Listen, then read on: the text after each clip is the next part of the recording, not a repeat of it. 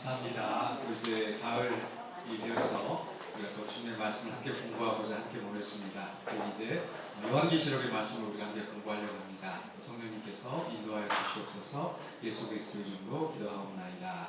네. 사실 로마서 앞에 이제 마태복음부터 사도행전까지 있고 그리고 이제 바울서신, 일반서신 나누는데 사실 우리가 이제 신약 성경 하이라이트를 이제 또 앞에서 쭉 해와야 되는데 여러분 이제 이사야서를 지난 시간 공부하고 바로 이어서 또 요한계시록 특강으로 한번 가는 것도 의미가 있을까 싶어요. 그래서 이제 일단 끝에 것을 공부를 하고 그리고 이제 기회 되는 대로 또 이제 신약 마태복음부터 공부하도록 하겠습니다.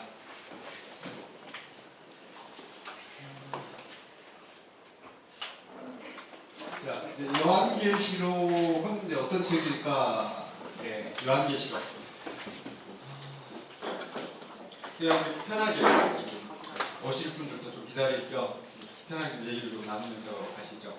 요한계시록은 어떤 책일까요? 또 요한계시록 하면 어떤 느낌이 드시는지, 또 요한계시록에 대해서 뭘 들어보신 거, 또 이렇게 아시는 거, 아무거나 좋습니다. 그냥 아무나 잔치. 이만희. 네? 이만희. 뭐를? 이만희. 이만희. 왜 이만희가 생각이 나요? 이만희가 생각나시는 이유는? 14만 4천. 네, 좋습니다. 그 14만 4천이 어떤 것이 그죠? 시천지에서 계속 14만 4천 자기들 하고 이미 근데 14만 4천 넘었어요. 넘었는데 또 이제 뭐라고 또 이렇게 뭐 말을 바꿨는데 또 그게 과연 그 사람들이 말하는 것처럼 14만 4천이 신천지일까? 이제 그것도 우리가 생각해 볼 필요가 있을 것 같아요. 또 요한계시록. 목사님이 성경을 겁줄 때. 아, 겁줄 때. 뭐라고 겁을 줘요? 말세인데. 이걸 보면. 네. 근데 들어도 그런 것이 이해가 안 되는데 겁을 냈어. 요한계시록 들으면서 이제 말세다라고 이제 겁을 주고. 네, 목사님들이 겁을 주고 왜 겁을 주시는 걸까요? 지금 세상에서니까 통제가 쉬웠어. 통제가 겁을 줘서 이제 통제가 쉬운 거. 네, 좋습니다. 네, 한 번만 더 이렇게 한 가지만 더. 뭐 또 요한계시록. 최고의 권면. 최고의 권면. 어떤 면에서 최고의 권면? 우리가 우리 하나님 말씀대로 살아야 돼. 이 결국. 네, 결국 하나님의 말씀대로 살아라는 권면이다. 최고의 권면이다. 최고의 권면 하시길래 비장하게 진짜. 최고의 동첩 같은. 최고의 동첩. 네, 좋습니다. 굉장히 이게 중요한 부분입니다. 요한계시록의 목적이 무엇일까를 생각을 해본다면 권면의 말씀이다. 일단 요한계시록은요 처음 시작하고 끝하고 굉장히 긴밀하게 연결이 되어 있어요. 무슨 얘기냐면 처음에 시작하면서 이게 왜 잘렸을까요? 또? 주여 이걸 지난번 어떻게 했더라? 잠깐만 기술적 저쪽은 자꾸 안 잘리는데 또 얘가 또 잘리네요. 잠시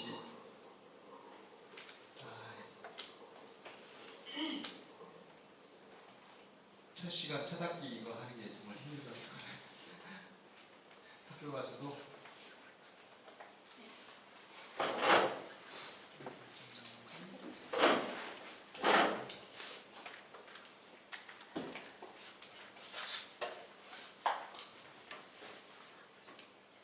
그래도 잘리는데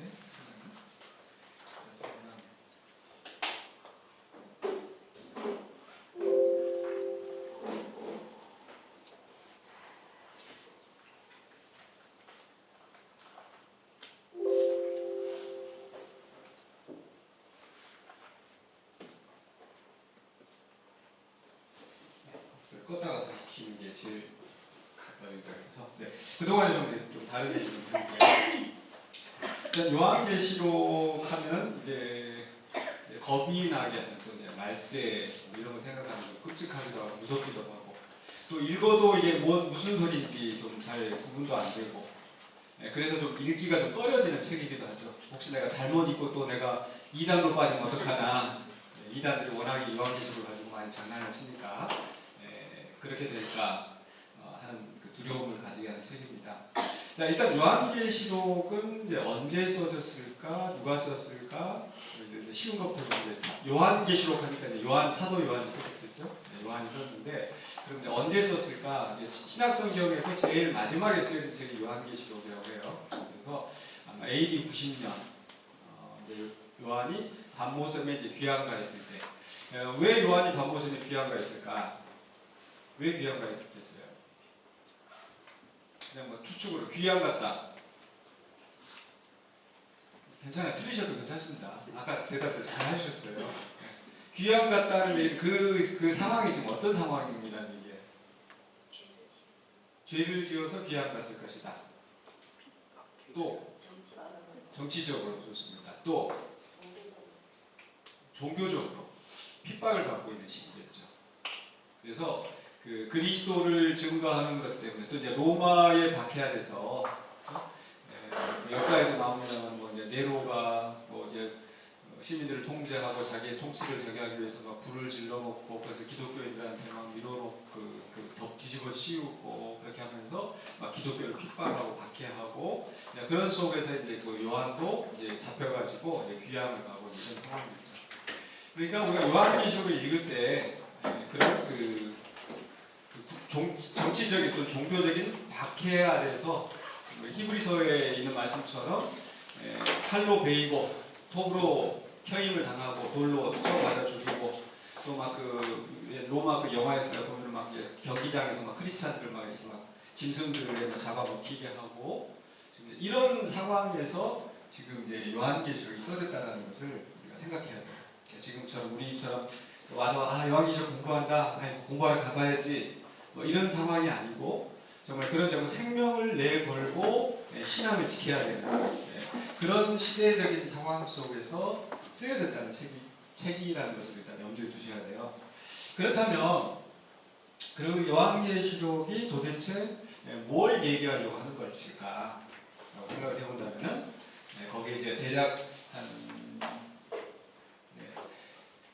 몇 가지를 생각을 해볼 수가 있겠는데, 자, 그런 그 박해 아래 있는 그 성도들에게 지금 사도 요한은 무슨 얘기를 하고 싶었을까요? 네, 그게 이제 요한계시록의 이제 목적이겠죠.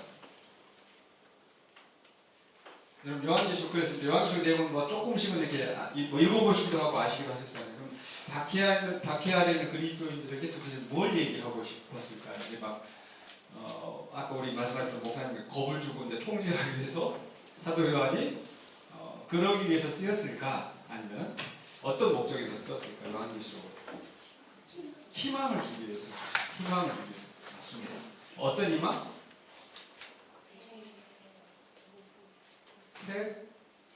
새 나라. 또 예수님 오셔서 하나님의 나라를 이루신다. 그렇죠? 지금은 로마가 자기들을 박해하고 원수들에 의해서 죽임을 당하고 이렇게 고통을 당하고 있지만은 반드시 예수님이 오셔서 하나님의 나라를 이루시고 또 우리를 구원하실 것이다.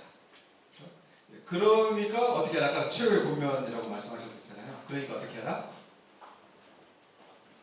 아무리 박해가 있어도 변절하지 말고 신앙을 지키라는 게 요한계시록의 중요한 목적이겠죠. 일단 그걸 염두에 두셔야 됩니다. 자, 그래서 이 요한계시록은 어떤 책인가라고 한다면은 맨 처음에 예수 그리스도의 계시다. 처음 요한계시록 시작합니다. 예수 그리스도의 계시고 하나님이 그에게 주사, 하나님이 예수님에게 알려주시고 그리고 요한에게 보내어서 알게 한 것을 기록한 책이에요. 어떤 사람들처럼 내가 본 천국이라고 잠자다가 꿈에 내가 천국을 보고 왔다 뭐 이런 것도 아니고 그런 허황된 것이 아니고 예수님의 계시. 근데 그 계시의 내용인 거예요.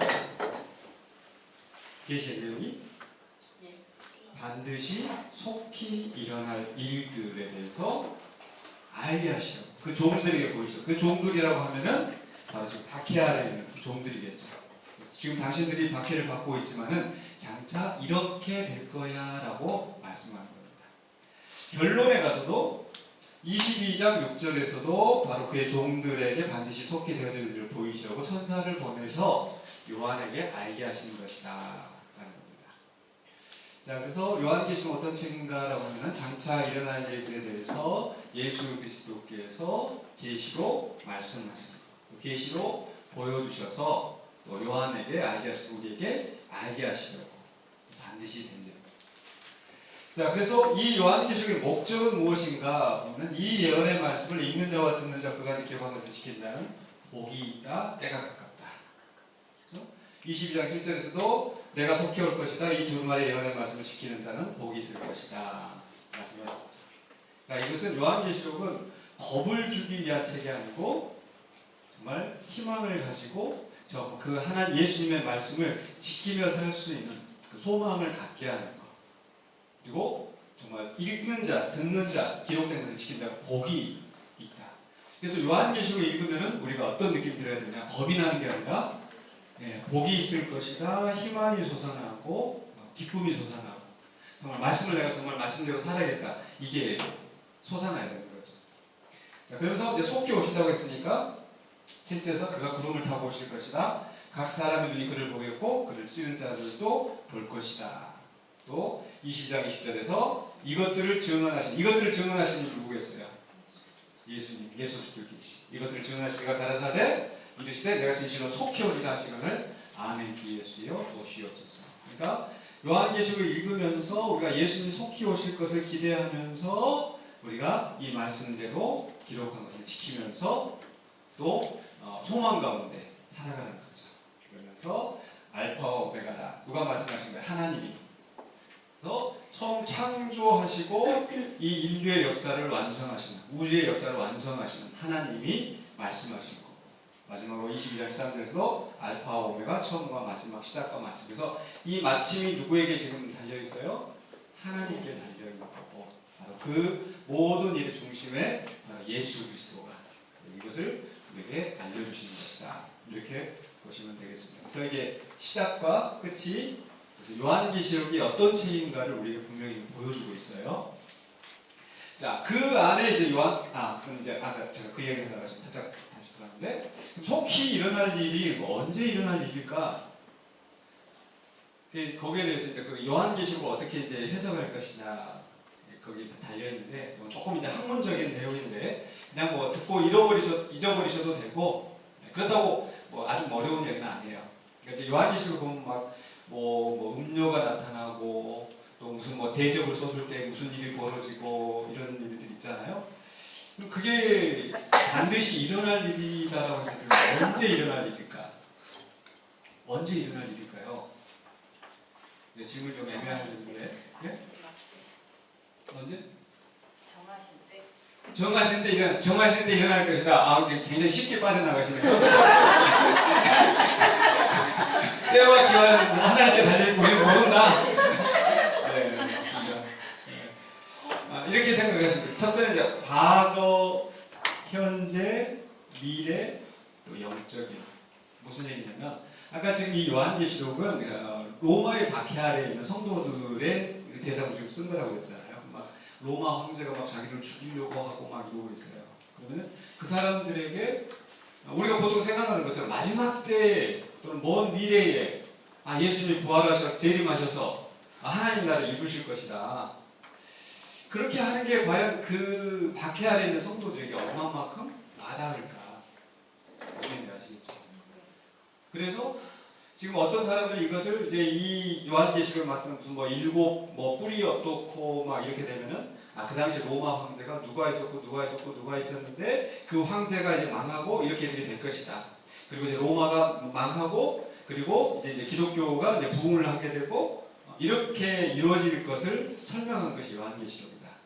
그러니까 이제 그 독자들에게는 미래 사건이지만 우리 입장에서 보면은 과거 로마의 그 시대적인 배경 속에서 요한계시록을 해석하는 방식이에요. 그게 의미가 있을까요, 없을까요? 있겠죠. 그 독자들에게 의미가 있는 거예요. 그렇다면 그럼 요한계시록은 그 옛날에 끝난 얘기구나. 그래요, 안 그래요? 아니죠. 여전히 우리에게도 의미가 있는 말씀이 되는 거죠. 그래서 과거적인 해석이 의미가 있지만 그것만으로 해서는 안 된다는 거죠. 현재적인 해석도 있습니다. 현재적인 해석은 뭐냐? 그 얘기는 독자들이 이걸 읽으면서 지금 벌어지고 있는 것이다. 요즘 그런 거 혹시 요한계시록 가지고 이제 그 들어보신 적 있어요? 막 지금 요한계시록 있는 게 뭐 이게 바로 그거야라고 하는 거. 대표적으로 메리치. 뭐 이마에 입 맞은 자는 뭐 어떻게 좀 뭐 이렇게 나오잖아요. 그래서 우리 몸 안에다가 이제 칩을 심으면은 거기에 모든 정보가 다 들어가가지고 우리 의료 기록 또 뭐 이제 거래하는 거 뭐 이런 거 그다음에 신원에 대한 거 뭐 이런 거 다 기록돼 있고 그러니까 나중에는 이제 그거 없으면 이제 그걸로 이제 모든 이제 이 적그리스도가 이걸 다 통제를 한다는 게 절대 메리츠 받으면 안 된다. 그러니까 지금 현재 문화 속에서 벌어지고 있는 일들을 요한계시록에다 적용해서 해석을 하는 방식이에요. 근데 문제는 그게 그때그때마다 다르다는 거예요. 예전에 한 20, 30년 전에는 뭐였어요? 666 해가지고 바코드 해가지고 바코드 이게 막 666이다 이제 왜냐면 그걸로 다 이제 이렇게 찍어가지고 계산하고 이렇게 하니까 바코드 이렇게 받으면 안 된다 뭐 이렇게 바코드 뭐 사용하면 안 된다 뭐 이런 식으로 이렇게 한단 말이죠. 이게 요즘에만 그랬겠어요? 종교개혁이 한참 진행되어진 당시에 거기 적그리스도 음료가 나오면 이 적그리스도가 누구냐? 로마 교황이 우리를 지금 박해하고 있고 그래서 저 로마 교황이 로마 교황이 맞나요? 네, 카톨릭의 그 교황이 그 개신교도들을 이제 박해하고 있었을 때 이제 그걸로 이제 저 카톨릭은 곧 무너진다 이렇게 해석하는 거예요. 그러니까 이게 귀에 걸면 귀걸이, 코에 걸면 코걸이 이제 이렇게 갔다가 둘러다가 되고. 그러니까 그런 사람들에게 막 요한계시록이 금방 뭐랄까 가까이 다가오기는 하지만 이 사실 굉장히 오도할 확률이 많은 거예요. 그런 중에 하나가 뭐 얼토당토 않지만 이제 신천지가 자기들이 14만 4천이고 그리고 지금은 이제 추수꾼이 어떠할 때고 막 이런 식으로 해가지고 자기들 마음대로 가져다가 끌어서 쓰면서 해석을 하는 게 이렇게 이단으로. 현재적인 해석이 의미가 있어요, 없어요? 의미는 있어요. 그렇죠? 왜냐하면 우리 지금도 그 역사가 어쨌든 사단의 역사가 이렇게 진행되어지기 때문에 하지만 그것을 근거 없이 아무데나 갖다가 둘러다 붙이는 것은 굉장히 위험한 발상이다. 때로 어떤 분들이 이제 막 요한계시록 전문가다 해가지고 막 그런 식으로 해가지고 막 주변에 벌어지는 일, 이시 공동체가 어떻고 지금 이제 분류가 돼서 지금 뭐 브렉시트 뭡니까 또 뭐 이런 거 있잖아요. 나가고 그래서 그걸 막 지금 막 이제 신문 펼쳐놓고 막 이거 가지고 막 다 그다음에 또 뭐지 또 뭐지 음모론 뭐지 일루미나티 네, 일루미나티 막 이런 거 해가지고 음모 막 무슨 뭐 사인 막 이렇게 해가지고 막 그걸로 막 이제 사람들을 이제 현혹시키는 이러한 것들도 있는데 거기에 넘어가면 안 된다는 거예요. 세 번째는 뭐냐? 미래적인 해석의 방법인 거죠. 그것은 이제 뭐 지금 뭐 언제 주님 오실런지 우리 아직 못하지만은 막 거기 보면 이제 아마겟돈 전쟁이 나오고 뭐가 이렇게 나오고 이렇게 했을 때는 주님 오시기 전에 막 그런 3차 세계대전이 나오고 뭐 그다음에 제3성전이 어떻게 막 세워지고 막 이런 식으로 이제 먼 미래의 어떤 사건으로 본다라는 거죠. 근데 우리가 이제 우리에게 좀 익숙한 방식이 아마 그것일 수 있습니다. 미래적으로 봤었을 때. 그러나 역시 그것이 전부는 아니라는 것. 세 번째로는 영적으로 해석하는 것은 바로 이것은 사탄의 나라와 또 기독교 그리스도의 나라가 지금 막 영적으로 싸우고 있는 것을 지금 보여주는 것이다. 이렇게 해석을 하는 겁니다. 자, 그래서 결론적으로는 뭐냐? 어느 한쪽에 치우치지 않고 이것이 로마에 박해하려는 역사 속에서 어떤 의미가 있었고 그것이 오늘 이 시대의 우리에게는 어떤 의미가 있고 또 장차 미래에 어떤 의미가 있고 영적으로는 어떤 의미가 있고 이것을 종합적으로 봐야 돼요. 그럼 종합적으로 보려면 어디에 초점을 맞춰야 되느냐? 여기에서 그 기록된 어느 사건 하나하나를 어떤 특정한 사건으로 연결지어서 그게 이거구나 이렇게 하시면 안 된다는 거예요. 마치 우리가 태풍이 지금 오고 있습니다. 뭐 일기예보 하듯이 내일은 비가 옵니다 하듯이 이 요한계시록은 어떤 그 사건이 일어날 것을 예고하는 것이 목적이 아니고 성도들을 향하여서 그리스도의 나라가 세상 나라를 이기고 승리한다는 메시지를 주는 그런 면에서 아까 최후의 구원변이라고 하신 것이 굉장히 핵심적인 말씀이에요. 그래서 이 요한계시록을 통해서 우리에게 주시는 메시지가 무엇인가를 찾아야지 이걸 가지고 하나하나씩 따져가지고 이게 이래서 이 말세의 징조야 뭐 이런 식으로 가는 것은 굉장히 위험한 발상이고 성경을 잘못 해석하는 그런 가능성이 있다는 거 염두에 두시기 바랍니다. 그렇게 어렵지는 않으시죠? 네. 그러니까 이런 걸 알고 있어야 뭐 성경 가지고 막 이리저리 막 하는 것들을 우리가 분별할 수 있어요. 자, 이 서문과 본론 안에 네 가지 장면으로 연국으로 치자면 1막, 2막, 3막 이렇게 하듯이 네 장면으로 요한계시록이 나눠져 있습니다. 자, 어떻게 나눠지는가 보시면요. 자, 요한계시록 1장 10절로 11절을 보면은 자, 주의 날에 아까 이제 앞에 1장 1절부터 이제 8, 9절까지는 뭐냐면 약간 서문이라고 그랬잖아요. 서문이고 이제 장차 일어날 일들에 대해서 이렇게 보여주는 이제 그런 내용들이 이제 나오는데 자, 자기가 그냥 입이대로 하는 게 아니라 성령에 감동되어서 그것을 지금 전하고 있잖아요. 성령에 감동되어서 나팔소리가 나니까 들어보니까 있어서 에베소, 서머나, 버가모, 두아데라, 사데, 빌라델비아, 라오디게아 등 7교회에 편지를 보내라라고 한 거죠. 자, 그리고 나서 2장과 3장에 가보면 뭐가 나와요? 편지들이 나와요. 어떤 편지? 바로 7교회에 보내는 편지. 그러니까 1장에서는 이제 예수님이 말씀하시기를 편지를 써서 보내라. 2장부터 3장까지가 7교회 보내는 편지가 나옵니다. 그래서 1장부터 3장은 우리가 7교회 보내는 편지를 이야기하고 있구나. 그래서 박해 아래 있는 교회. 근데 단지 박해 아래 있는 교회뿐만 아니라 지금 이 시대에 우리 살아가고 있는 바로 우리 교회까지 포함해서 지금 주시는 메시지구나. 그렇게 이해하시면 되겠고요. 자, 그 다음에 이제 4장에 가시면 이제 3장 넘어서 4장에 가면은 역시 4장에 이제 2일 후에 편지 쓸 것들 다 이제 하고 난 다음에 내가 보니 하늘에 열린 문이 있고 내가 들은 처음에 이제 나팔 소리가 나서 이리로 올라오라.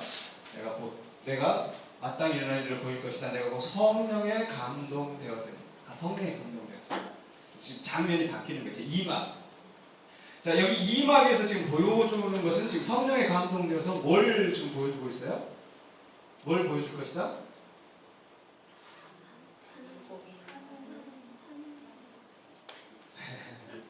앞에를 보세요. 힌트를 제가 드렸으니까.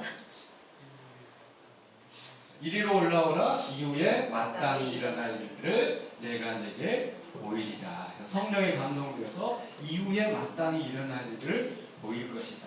라고 하면서 이제 4장, 5장, 6장, 7장, 16장까지 넘어가서 뭐가 나오냐면 이제 7인이 나오고 7인을 하나씩 뗄 때 무슨 일이 벌어지는가 해서 장차 일어날 일들을 보여주는 겁니다. 그래서 4장부터 16장까지는 7인을 떼시는 이야기예요. 큰 그림. 자, 세 번째는 자, 이제 16장까지 나왔죠. 자, 17장 또 앞에 가면 1절부터 3절을 보시면 천사가 와서 말해요. 이리로 오라. 계속 이리로 오라. 그래서 성령으로 나를 데리고 광야로 가니라. 그래서 지금 성령으로 계시를 지금 계속 받고 있잖아요.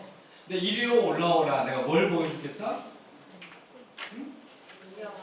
그렇죠. 네. 큰 음녀가 받을 심판을 내게 보일 것이다. 이게 3막이에요. 그러니까 2막은 아까 뭐다? 장차 달릴 7인. 1막은 아까 뭐였어요? 7교회. 7교회, 7인, 그 다음에 음녀가 받을 심판을 보여줄 것이다. 그래서 이 음녀가 받을 심판에 대해서 이야기를 하고 있어요. 자, 그리고 나서 이제 21장 8절까지 쭉 이야기가 이어지면서 자, 21장 9절에 가서 또 자, 이리로 오라. 장면이 또 바뀌죠. 성령으로 나를 데리고 가서 보여주는 거예요. 근데 여기서 지금 뭘 보여주겠다고 지금 말씀하고 있어요? 신부를 보여주는 거예요. 어린 양의, 신부 곧 어린 양의 아내를 내게 보여줄 것이다 라고 해서 짜잔 하고 보여주겠죠. 그래서 지금 이 음녀하고 신부하고는 전혀 지금 반대되는, 신부는 정결한, 음녀는 아주 음탕하고 타락한. 그럼 음녀는 누구고 신부는 누구일까? 이제 요한계시록을 이해함에 있어서 굉장히 중요한 문제입니다. 그래서 요한계시록은 이 네 가지 7교회, 7인, 음녀, 신부 이 네 가지만 잘 이해하시면 요한계시록은 끝도 없습니다. 그래서 제가 우리 하이라이트 성경한테 계속 제가 우리가 네 장면, 창조, 타락, 홍수, 심판, 홍수 분사 뭐 이렇게 네 장면씩 외워가잖아요. 그래서 요한계시록도 역시 마찬가지로 네 장면씩 기억하시는 거예요. 그러니까 제가 그냥 인으로 정한 것이 아니라 성경에 다 있잖아요. 이렇게 성령으로 감동되어서 보여주겠다, 이거 보여주겠다, 저거 보여주겠다. 그러니까 거기에 그럼 초점을 맞춰서 따라가야지 그냥 엉뚱한데 이제 길 잃어버리면 안 된단 말이죠. 그래서 이제 신부를 보여줄 것이다. 그래서 일곱 교회, 일곱인, 음녀, 신부 이렇게 네 장면을 보시면 되겠습니다. 자, 그럼 1장부터 3장까지 이제 일곱 교회가 나오는데 아까 우리가 보았던 소문, 소개, 이게 무슨 책인지 예수 그리스도에 계시고 이 책을 읽는 자, 또 듣는 자 복이 있다 소개의 말씀이 나왔고, 그다음에 4절부터 6절까지는 이제 서신 형식으로 되어 있으니까 요한이 또 이렇게 예수 그리스도로 말미암아 은혜와 평강이 너희에게 있기를 원합니다. 그리고 권세와 영광과 능력이 세세토록 그에게 있기를 원하노라. 그래서 사람들에게 평강을 기원하고 하나님의 영광을 기원하는 하나님의 그 인사의 말씀이에요. 그래서 요한계시록은 막 겁주고 막 통제하고 막 이런 책이 아니란 말이에요. 그래서 평강을, 은혜와 평강을 기원하는 그런 책이고, 자, 그리고 나서 이제 7절로 8절에서 예언적인 선언, 볼지어다 그가 오실 것이다. 또 하나님 알파와 오메가다. 그래서 하나님께서 창조하신 하나님께서 끝까지 완성하실 것이다 라는 것을 이제 마무리하면서, 자, 그리고 나서 이제 9절부터 이제 본격적으로 이제 말씀이 메시지가 시작이 됩니다. 자, 9절로 11절에서 자 써서 일곱 교회에 보내라 라고 지금 이제 요한을 불러서 지금 일을 맡기는 거죠. 자, 그리고 12절부터 16절까지는 뭐냐? 그래서 이렇게 큰 음성이 들리는 것 같아요. 우리가 이게 막 있는데 갑자기 큰 음성이 뒤에서 들려요. 그럼 우리가 자연스럽게 누구지? 하고 이렇게 뒤를 돌아보겠잖아요. 뒤를 돌아보는데 인자 같은 이가 이런 모습으로 되어 있는 거예요. 뭐 어떻게 됩니까? 자, 긴 옷과 금띠를 띠고 있다. 왜 긴 옷과 금띠를 띠고 있다고 했을까? 긴 옷과 금띠는 어떤 사람이 하고 있어요? 제사장이나 왕이나 그런 아주 이제 영광스러운 직분을 가졌다는 것을, 흰 머리털,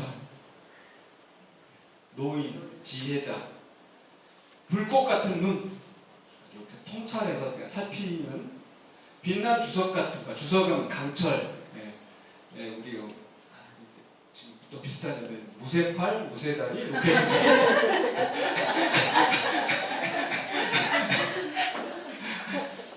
쉽게 말해서 무쇠발이라는 거죠. 강한 용사, 많은 물소리 같은 음성, 물소리 막 바다 우러나는 정말 그 어떤 그 지휘자, 통솔하는 어떤 사령관 같은 어떤 위험 있는 사령관이고, 자, 오른손에 7뼈를 들고 있다. 이 7뼈는 뭘까? 뒤에 보면은 7촛대 7뼈 이렇게 나왔던 그 권세를 이제 그 세상의 이제 대표적인 권세를 쥐고 통솔하시는 것. 또 7교회, 교회의 머리가 되시는 분. 그런 의미로 보실 것 같고요. 날성검, 입에서 막 날성검이 나와. 그래서 그림, 요한계시록 같은 그림 그린 거 보면은 막 검이 막 나오고, 무협지도 아니고 막 무협에 무섭게 나오는데 그게 뭐예요? 날성검의 이건 뭐냐면 말로써 심판한다는 그런 의미잖아요. 그래서 그 공정한 정의로운 재판관, 심판관, 해 같은 얼굴, 하나님이 그 얼굴의 빛을 우리에게 비추사 이렇게 민수기에서 적혀 있는 것처럼 정말 그 모든 세상을 정말 인자하게 또 이렇게 통치하시고 또 은혜를 베푸시는 바로 그런 모습. 자, 그래서 이런 그 인자 같은 이런 분이 지금 말씀하고 있다. 그 다음에 그분이 다시 말씀하시기를 뭐라고 이야기하면 17절 20절에 내가 본 것과 정찬될 것 이것을 기록하라. 오른손에 7별, 비밀 7금초대 7별의 7교회, 7촛대는 7교회. 그래서 교회의 주권자이신 그분이 지금 요한에게 지금 이 교회에 보내는 메시지를 지금 전달하고 있다. 이렇게 보시면 되겠습니다. 자, 그래서 이제 21절부터 2장으로 넘어가서 뭐가 나와요? 이제 7편지가 나온다는 겁니다.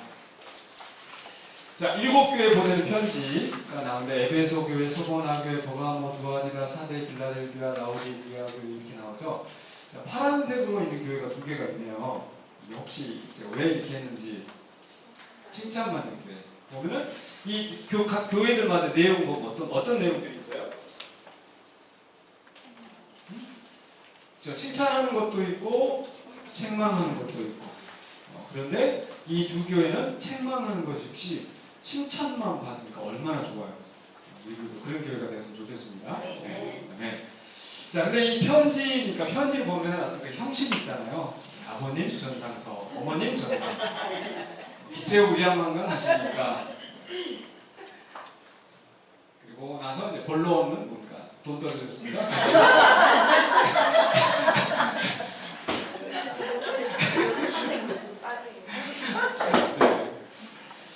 요즘은 또 그것도 안 하는 카톡으로 그냥 엄마 나 돈 떨어졌어요. 그래도 옛날에는 그렇게 편지라고 쓰고 정리하는 자, 어쨌든 이 편지는 일정한 형식이 있어요. 이제 형식이 뭐냐면 보입니다. 어느 교회 사자에게 편지하다. 수신자가 누군가. 또 어떠하신 이가 이르시되 발신자 예수님입니다. 그렇죠? 자, 내가 아노라. 니 참 힘들다. 니네께 참 잘한 거 내가 안다. 인정해 주시는 거. 항상 보면 이렇게 인정하는 거 먼저 이렇게.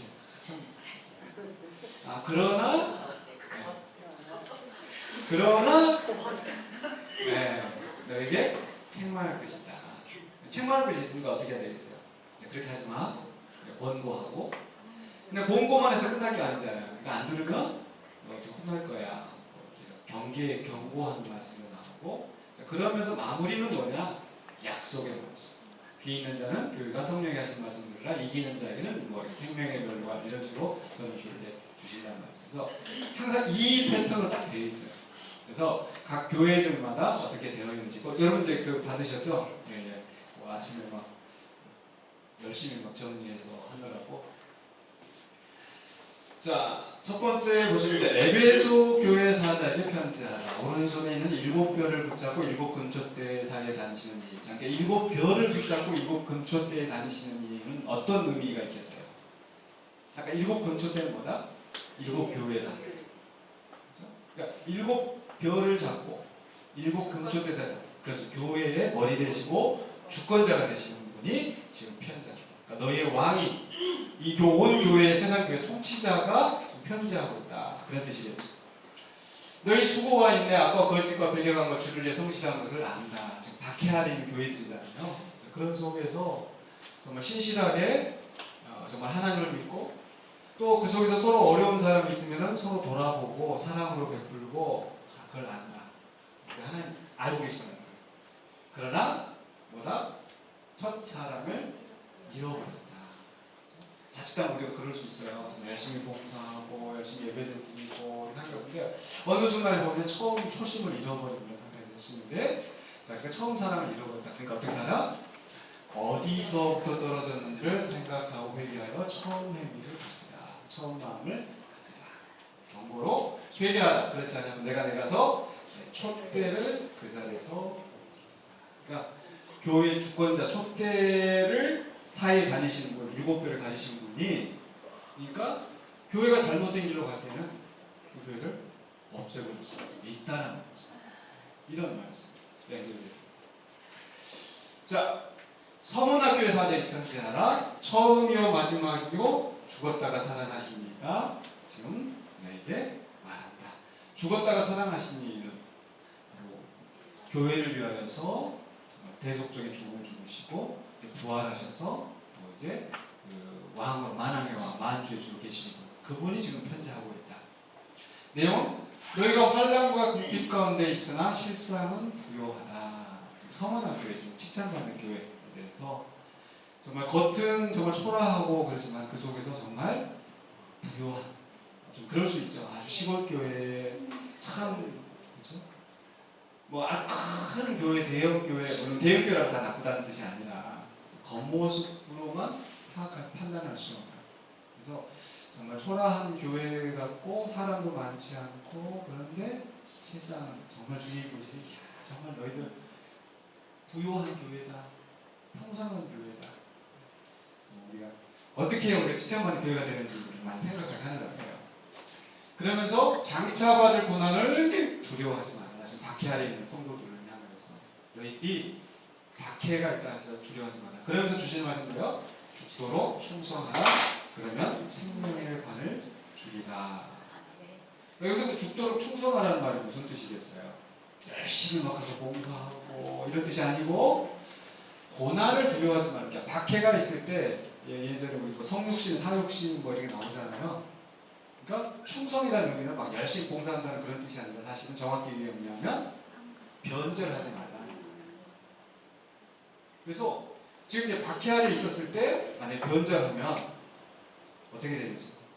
오히려 생명을 구하려고 하다가 생명을 잃어버리는 것이 될 수 있다. 그렇기 때문에 충성해라, 변절하지 말라. 어느 정도까지? 죽기까지. 근데 그걸 우리가 예수님이 말씀하실 수 있는 자격이 있어요, 없어요? 있어요. 왜? 당신이 죽으셨으니까. 그래서 죽었다가 살아나신지가 말씀하시는 거예요. 죽었다가 살아나시니까 나도 그렇게 하나님의 뜻을 이루기 위해서 죽었다. 죽음으로 끝이 아니라 하나님이 나를 살리셔서 나를 만왕의 만주주로 세우셨다. 그러니까 너희도 죽도록 충성하라. 그렇죠? 자, 그렇게 이기는 자는 둘째 사망의 해를 받지 않을 것이다. 그래서 설사 너희들이 그 신앙을 지키다가 죽는다 하더라도 그것은 끝이 아니라, 그리고 둘째 사망이 너희를 해할 수 없을 것이다. 그렇기 때문에 지금 당장 죽는 것을 두려워하지 마라. 그런 뜻입니다. 자, 그 다음에 세 번째로 버가모 교회 사제편입니다. 좌우의 날선 검을 가지니, 좌우의 날선 검, 양쪽 이렇게 해도 되고 저렇게 해도 되고 좌우의 날선 검. 그 좌우의 날선 검이 뭐다? 말씀. 재판도 있고 거기까지 얘기했고, 좌우의 날선 검이라는 것은 말씀, 성령의 검, 말씀. 자, 근데 이제 본론으로 들어가서 너희 가운데 죽임당하는 자가 있어도 믿음을 버리지 않았다. 바로 앞에 이제 서문화 교회에서 죽도록 충성하라는데, 버가모 교회를 보니까 그렇게 죽음을 당하면서까지 믿음을 지키는 사람들이 있다. 그래서 참 너희들 참 대단하다 인정해 주시잖아요. 근데 니골라다의 교훈을 지키는 자들이 있다. 뭐요? 바른 말씀에 서지 않고 이단으로 가고 또 그런 것들을 그냥 용납하고 있다는 거예요. 그러니까 신앙의 순교를 지키는 사람들이 있는가 하면은 그 가운데 거짓 교훈을 주장하고 또 거기에 따라가는 사람들이 있다라는 거예요. 그래서 회개하라. 그렇지 않으면 내 입의 겁으로, 말씀으로 그들과 싸울 것이다. 좌우의 날성검을 가지시니까 말씀으로 치실 것이다. 그리고 이기는 자는 생명나무의 열매를 먹게 할 것이다. 아까 바로 앞에서 둘째 사망의 해를 받지 않을 것이다. 생명나무의 열매를 먹게 하리라. 그래서 사실은 교회마다 이렇게 다 이렇게 따로따로인 것 같지만은 사실 쭉 보면 다 연결이 되어 있어요. 큰 그림으로. 네 번째, 두아디아 교회 사제에게 편지한다. 눈이 불꽃 같고, 아까 눈이 불꽃 같은 것, 예수님은 눈이 불꽃 같다고 그랬잖아요. 불꽃 같다는 얘기는 다 이렇게 감독하시고 살피시고 통찰하시고, 달이 빛난 주석 같다는 얘기는 정복하시고 용사처럼 이제 밟으신 분이라고 했죠. 뭐라고 말씀하시죠? 내 사업과 사랑과 믿음과 성과 인내를 하는데 나중에 해가 처음 것보다 많도다. 아까 처음 사랑을 버렸다 이런 경우도 있었지만 이 경우는 오히려 처음보다 더 나중에가 잘할 정도로 참 이렇게 잘했다는 걸 칭찬해요. 그런데 거기에 자칭 선지자라 하는 여자의 세배를 내가 용납한다. 역시 니골라당의 경우처럼 거짓 교훈을 용납하고 따라가고. 그래서 신앙생활을 하다 보면 그럴 수가 있어요. 어떤 사람이 막 기도하면 막 병자를 고치고 막 또 막 신령하게 막 뭘 하고 막 이렇게 하면 사람들이 거기에 혹 해가지고 따라가고. 뭐 그런 것들이 예를 들어서 뭐 이만희도 마찬가지죠. 또 최근에 막 뉴스에 크게 나왔던 거죠. 김기동. 막 쓰러지고 막 넘어지고 막 병자 막 일어났다고 하고 그게 여자 이세벨이고. 근데 그런 것들을 우상의 제물로 행음하게 하고 종들을 가르쳤고요. 행음하게 하고 우상제를 먹게 하고. 그래서 회개하지 않는데 회개하지 않으면 큰 환난 가운데 던져질 것이다. 사망으로 그의 자녀를 죽일 것이다. 사망으로 그의 자녀를 죽인다. 내가 사망으로 그의 자녀를 죽인다. 왜? 빛난 주석과 같다. 그 용사이신 예수님이 심판하신다. 그러니까 회개하라. 나는 사람의 뜻과 마음을 살피는 자, 눈이 불꽃 같으신 분이시기 때문에 사람의 마음과 뜻을, 그러니까 겉으로는 믿음과 성령과 인내가 막 열심히 있는 것은 만약 그 안에서 거짓 선지자를 따라가는, 이세벨을 따라가는 그런 것이 있으면 다 들춰내서 아신다는 거. 그렇기 때문에 그런 것들을 제거하라. 이기는 자와 끝까지 내를 지키는 자에게는 만국을 다스리는 권세를 주셨다. 그래서 철장으로 만국을 다스리시는 예수님께서 끝까지 우리가 믿음을 지켰을 때 그리스도와 더불어서 왕노릇하도록 그런 권세를 주신다는 거죠. 자, 마지막으로 사대교회에 편지한다. 하나님의 일곱 영과 일곱 별을 가지신 이 교회의 주권자이시고 머리가 되신 불행하게도 인정할 게 하나도 없어요. 너무 참 부끄러운 교회이죠. 살았다는 이름만 있고 실상 죽은 자라. 교회 간판은 걸었어요. 근데 진짜 교회가 아니야. 그 속에서 자기들끼리만 여기 우리가 줬사오니 하면서 그냥 살았다 하지만 이름만 있고 실상은 죽은 자예요. 내가 어떻게 받았으면 어떻게 되는지 생각하고 직접 회개하라. 그렇지 않으면 내가 도둑같이 이룰 것이다. 죽은 자같이 잠자면서 그렇게 있는 교회들을 향하여서 정신 차려라. 언제 이럴지 모른다. 그러면서 이렇게 이게 아마 여기서 나올 거예요. 볼지어라. 빌라델비아 교회에서 나옵니다. 예. 이제 그러면 그 다음에 사대교회 다음에 빌라델비아 교회. 빌라델비아 교회에서 자 다윗의 열쇠를 가지시니 열면 닫을 사람이 없는 바로 그분이 편지한다. 다윗의 열쇠를 가졌다는 것은 뭐예요? 메시아. 메시아이고. 자 빌라델비아 교회도 역시 칭찬을 받는데 작은 능력을 가지고도 내 말을 지키고 내 이름을 배반하지 않았다. 큰 교회, 큰 능력, 사람들 많은 교회 이게 중요한 게 아니에요. 정말 진실하게 그 말씀을 얼마만큼 붙들고 간다. 자, 그래서 권고는 책망할 게 없습니다. 권고하는 것은 내가 가진 것을 굳게 잡아 내 면류관을 지키라. 이렇게 말씀하는 겁니다. 그래서 다윗의 열쇠를 가지신 왕 면류관. 그래서 너희도 그 면류관을 지키라. 라고 권면하시는 겁니다. 자, 마지막 7번째 라오디게아 교회 사도에게 편지한다. 라오디게아 교회는 진짜 이렇게 칭찬받을 건 없고 책망받을 건 없어요. 차지도 아니하고 뜨겁지도 아니하고 부자라 하나 가난하고. 네? 왜요? 창피해지라고요?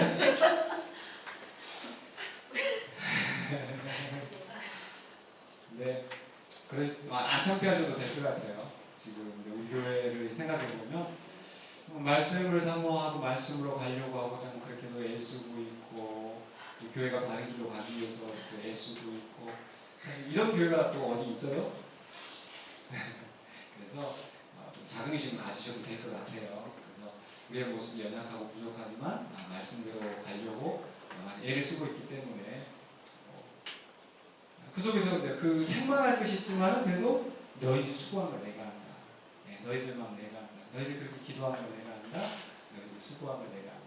주님께서 인정하실 수는 없습니다. 근데 차지도 아니하고 뜨겁지도 아니한다는 건 뭐냐면은 그 신앙을 가진 것, 그러니까 그러니까 그리스도의 신앙을 가지고 있는 것 같으면서도 세상을 따라가고 있고 이중적인 그런 모습을 보이고 있는. 그래서 겉으로는 부자인 것처럼 풍요롭고 잘 믿고 또 부흥하고 이런 것 같지만 실상은 아무것도 없는 껍데기만 이럴 수가 있다는 거죠. 그래서 주님께서 말씀하십니다. 사랑하는 자를 책망하여 징계한다. 사랑하기 때문에 책망하시고 그래서 열심을 내라 회개하라. 볼지어다 내가 문 밖에 서서 두드리노니 누구든지 내 음성을 듣고 문을 열면 내가 그에게로 들어가 그와 더불어 먹고 그는 나와 더불어 먹으리라.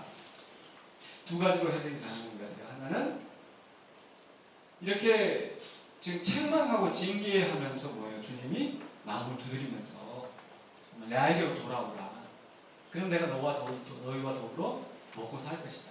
지금 차지도 않고 뜨겁지도 않은 그런 미적지간 교회를 향해서 또 양쪽에 발을 담그고 세상과 교회에 발을 담그고 그런 교회를 향해서 예수 두드리고.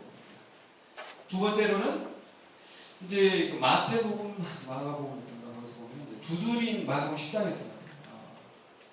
두드린다는 것은 바로 이제 주님의 오시는 것이 언제일지 모른다. 그래서 이 주님의 오심을 기다리면서 또 지키는 자, 믿음을 지키는 자들은 주님과 더불어 먹게 될 것이다. 그렇기 때문에 이제 신앙을 지키라 그런 거죠. 자, 그래서 이기는 그에게는 내가 보좌에 함께 앉게 하여 주기를. 내가 이고 아버지 보좌에 함께 앉는 자와 같이 할 것이다. 그래서 우리가 함께 주님과 함께 더불어서 앉아서 다스리고 그리스도와 더불어서 왕노릇하면서 먹고 마시게 될 것이다. 아직도 저 그림도 보면 저 그림을 보면은 그리스도와 더불어서 먹고 마시는 것처럼 우리가 주님 나라에서 그런 날이 이르게 될 줄로 믿습니다. 여기까지 1박이 끝났네요. 7교회 짤막하게 머릿속으로 쏙쏙 들어오게. 이게 구조로 이렇게 파악하시면 그렇게 어렵지는 않아요. 이제 다음 주부터 이제 두 번째 장 2막으로 이제 넘어갑니다. 이제 4장부터 16장까지 다 나갈 수 있을지 혹시 모르겠는데 4장에서 16장까지 보면 여기서 이제 7인, 7나팔, 7대접이 펼쳐집니다. 777 이렇게 펼쳐지는데 이야기가 어떻게 진행되었는지 여러분 미리 제가 지금 나눠드린 교재 또 하이라이트 성경 보시고 미리 좀 성경을 한번 이렇게 쭉 읽어보시고 그 구조 흐름을 파악하시면 조금 더 도움이 될 것 같아요. 그래서 이해가 안 되시는 거 있으면 또 같이 질문하고 토론하고 이렇게 했으면 좋겠습니다. 질문 있으시면 질문 받겠습니다. 한 3분 정도 남았는데 개강하고 나서 첫 시간은 일찍 끝내더라고요. 2시간 꽉꽉 채워넣었더니 집사람이 그전에는 그런 얘기를 저한테 안 했었는데 이제 신한학교 때 학교 다니면서 대학 교수님 이렇게 2시간 꽉꽉 첫 시간부터 꽉꽉 채우는 교수님 보면 밥맛이라고 막 저한테 당신은 제발 그랬으면 막 이렇게 해가지고 요번 이제 지난주 개강하면서 약간 조금 1시간 반만 수업하고 2시간 안 하고 일찍 끝냈습니다. 질문 없으세요? 네. 옛날에 배울 때 여기가 무슨 시야의 7교회 아시아 7교회? 지리적으로 지리적으로는 소아시아 7교회 뭐 이렇게 보시면 될 것 같고요. 그런데 꼭 그 일부 특정한 교회만 지금 아까 보신 것처럼 예수님에 대해서 인자가 뭔가 의리 불꽃하고 주석 같으니 또는 좌우의 날쌘범을 가지고 해서 예수님의 다양한 모습을 이야기하고 또 각 교회에 대해서도 다양한 것을 이야기하고 약속들에 대해서 다양한 부분을 이야기하잖아요. 그래서 7이라는 숫자가 또 이제 계속 많이 나오고 그래서 그 7이라는 숫자는 특정한 어떤 꼭 교회만이 아니고 물론 실제적으로 이제 존재하는 교회지만은 이걸 통해서 모든 교회에게 주시는 메시지입니다. 그 보면 이제 교회들마다 이런 교회도 있고 저런 교회도 있고 또 이러이러한 요소들을 2개, 3개씩 가지고 있는 교회도 있고 책망할 것이 막 2개, 3가지 있는 교회도 있고 그래서 소아시아 7교회 그 말은 틀린 말은 아니에요.